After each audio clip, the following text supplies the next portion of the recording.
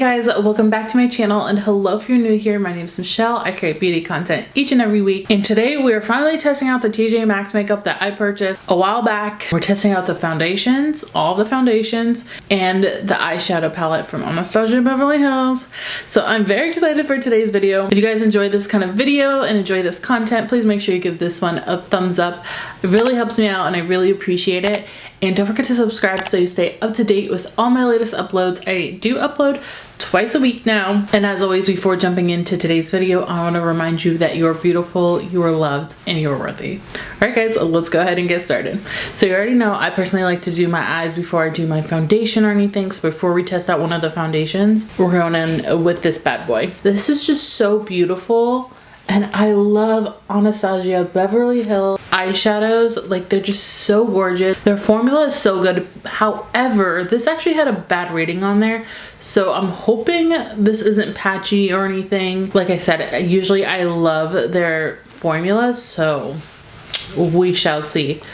One of the good things about this is it comes with this little mirror right here. And then it does also come with a brush, which I already lost. I just popped it out. It's somewhere in my collection already. I'm gonna start with this shade right here, which is Roxy. Don't mind my rosacea. It's a little bit of a flare up. And I'm actually going to put it right here, right like into the crease and a little bit above the crease. Wow, that's a lot more pigmented than I thought it would be. Okay, right off the bat, this is very, very pigmented. I was not expecting that color to be that pigmented. I thought it would be a lot lighter than this. So definitely gonna like blend that really good into my crease and above my crease. All right, now I'm gonna take the shade Fudge, which is right here, and I'm gonna bring that into the crease. This I really want to keep just in the crease. I don't want to go over that orangey shade that I have. But these shadows are so pigmented. Now I'm gonna grab this shade, which is All Star, and just grab a little bit on my brush, just kind of barely dipping it in there. And then with this shade, I'm gonna bring it to the outer corner. I think I'm actually gonna do a halo eye, so bringing it into the inner corner as well. And then just kind of meeting in the middle. Really leaving the middle part of my eyeshadow just blank. Not touching it whatsoever. Just gonna let it be. And then to smoke it out a little bit more, I'm gonna take this shade right here, which is Rowdy. It's like a very deep purpley plum. And I wanna be a little bit more precise with this, so I'm taking a smaller brush and just putting it in here. Kind of starting it at my lash line and then smoking it up. Ooh, yeah, it's like a very beautiful deep color. I'm gonna bring it in the front as well. I don't understand how this palette got such a bad review. So far, like, I'm really impressed.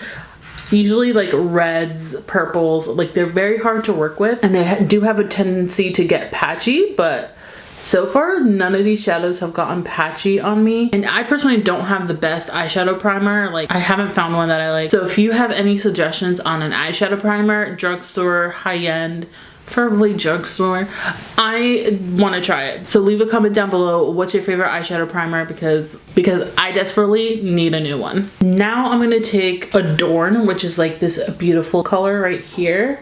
And I'm just gonna take my finger and put that in the middle. Let me swatch it for you guys. Just look at that. It's like a beautiful copper. I think it would go perfectly in the middle of this. And I'm just gonna go back in with that small brush and that like berry shade and just blend this together. I honestly, like, I love this. I love this palette. Let me go ahead and do the other eye off camera. I will be right back. So as you can tell, my eyes are done. I did kind of rush this eye, so it might look a little wonky. But since we're testing out TJ Maxx makeup, I decided let's go ahead and test out the foundations I picked up, and starting with this one. This is the Urban Decay, like the Naked. It's a Stay Naked Fix foundation. This is in 60WY. And this is not a first impression, because as you could tell, I have been using this. I could already let you know that I personally love this. They do sell it in stores still. This is like, this retails for $40, and I think I picked mine up for $14 or $15. So I think they were just trying to get rid of this shade, and this shade is a little bit too yellow for me, but you know, we're gonna make it work here. All right, so I'm just gonna get my hair out the way, and then I'm just gonna go ahead and kind of like press this into my skin. And as you can see, this is way too dark for me, but it's okay. It's all good. Where am I going today? nowhere. I'm just working from home. If you can't already tell, I did apply my concealer already, simply because I'm going in with a powder foundation. So I have to apply like my wet ingredients first and then go ahead and put on my foundation, since this is a powder foundation. So right here you could still kind of see like I do have some redness peeking through. This is supposed to be a medium to buildable coverage, so I'll just go back in and build this up. All right, so you can see the difference between this side of my face and this side of my face. It does do a good job covering up all like my blemishes. However, it's not full coverage. I would definitely keep this at the medium coverage level. I would not call this full coverage at all whenever I have stuff peeking through. And since I have been using this product for quite a bit now, you know, I was just impatient. I couldn't wait. I could form an official opinion. This does say it's waterproof, and this does say it's a, I think, 16-hour wear. So it claims to like wear for a very, very long time. And honestly, I don't think this is a 16-hour wear foundation, but it does wear beautifully throughout the day. It does not look patchy. It does not cling to any of my dry patches. For the waterproof part, I'm not too sure, honestly, if it's actually waterproof. I have not tested that out, but hey, it does last. It is more of like a matte, obviously, since it's a powder, but I have tested it out where I put the e.l.f. Halo Glow underneath, and it leaves this beautiful glow underneath my skin, and it does like peek through this foundation.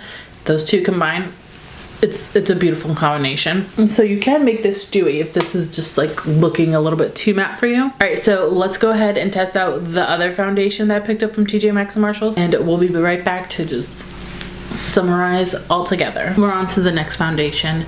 Unfortunately, it was going to be this one, this bounce one, but no matter how hard I squeeze, nothing comes out. I tried taking this off. I tried everything. Nothing has been coming out of here. So unfortunately, this one I cannot try out, and this one is going back to the store. Bought it for $8, but still, if I can't use it, then why would I keep it? So now we're testing out the Jaclyn Cosmetic. This is their skin tint. I already went ahead and did my concealer off camera just to save some time. But again, similar to the Urban Decay one, I have been trying this out, so I do already have my first impressions on this. And just keep in mind, this is a tint. This is not gonna really give too much coverage, and this is good for like those light days. As you can see, I have a lot of redness, a lot of skin texture. So we're just gonna go ahead and try this, and this is in the shade, I think, medium tan. I like to apply this with my hands, and then I'll go in with a brush, like even it out, because right now it's just like a little bit too much streakiness going on. If you were here when I first tried this foundation, or skin tint, it's not really not a foundation, it's definitely a skin tint, I personally was not a fan. I bought it full price, and it was like 30 or 40 bucks. And I wasn't a fan because at the time my rosacea flare-up was so bad. It was just highlighting all the texture I had on my skin. So if you are somebody who has a lot of texture, you're probably not gonna like this. However, right now I don't have that much texture. I do still have some texture, but a lot of it is just redness, and this does cover up a lot of redness. And I'm pleasantly surprised how much this covers up. Like you can see, like over here, still some like of my redness is peeking through, but a lot of it is not. It's very dewy. I feel like on camera it looks so oily, but in person it just looks like a glow. And I've actually really liked this, and this is probably why you should give things more than one chance. You should continue to try to use them, use them in different ways, because this is just like a perfect example. I hated it, returned it, didn't like it, saw it at TJ Maxx for $10, so I was like, hey, let me give it another shot, and here we are. I actually really like this for like a very natural makeup look. And if you think this is too dewy for you, then you could go in with a setting powder and just kind of bring down all this dewiness. It doesn't get like powdery or cakey. Very, very lightweight on the skin. It's not a long-lasting formula, nor does it claim to be long-lasting. I just finished up this makeup look really quick. I added blush, bronzer. You can see here, it just pairs so well with this. I'm not wearing any highlight like whatsoever. Like this is a natural highlight. It might be too much for you, but again, you could go in with a setting powder and kind of like blot that away. I personally do not want to, but this is your sign to go to TJ Maxx, go to Marshalls, try out their makeup. All right, so I'm gonna start with the foundations here. As you could tell, as I mentioned, this one was a dud. I'm so upset about this one. Like, it does not work. No matter how hard I try, nothing comes out of it. It's really annoying. This foundation, I am so surprised. I know technically it's not a foundation, it's a skin tint, but I'm so surprised that I ended up liking this. I mean, like I mentioned, I think this was like $10 when I purchased this.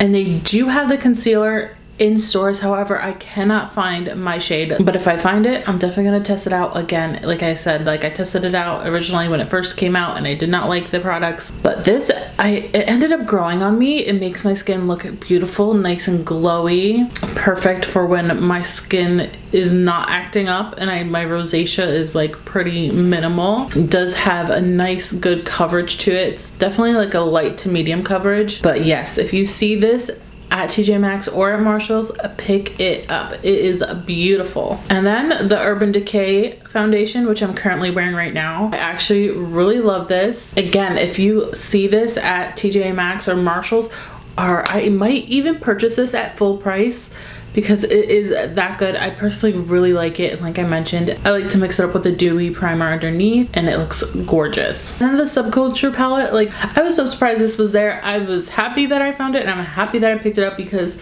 it is so beautiful, so blendable, highly pigmented. I don't know why this got bad reviews. I could see maybe some of these could become patchy because when I did this eye off camera, it was kind of pulling patchy. But again, I was like rushing it. So I personally believe I was over blending. So just keep that in mind when you're working with eyeshadows. You don't want to over blend because then they will become patchy. I loved everything that I picked up from TJ Maxx and Marshalls. I love their makeup. I'm telling you, you could find some great affordable items there. Even though this palette was a little bit pricey, I think it was like $25, which is still pretty pricey, but not pricey for an Anastasia Beverly Hills palette because this originally goes for like 50 bucks. So very happy that I found that. I hope you guys enjoyed this video, and if you did, please make sure you give this video a thumbs up. It helps me out a lot. And don't forget to subscribe down below so you stay up to date with all my latest uploads.